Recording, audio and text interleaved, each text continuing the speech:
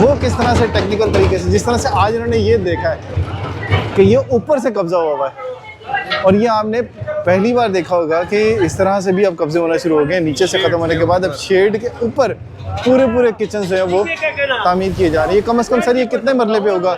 दो मरला तो होगा ये कम से कम। हाँ बिल्कुल 2 मरले। ये देखिए, ये 2 मरला कम से कम है जिसका ये बनाया। और अगर आज इसको ना रोकते तो इसने यहाँ पर भी बना लेना था। क्यों सर? अगर ये यहाँ पर भी कब्जा कर लेता है, ये इधर भी इसने बना लेना था। तो ये देखिए कितना बड़ा नाम है, लेकिन इनके काम देखें।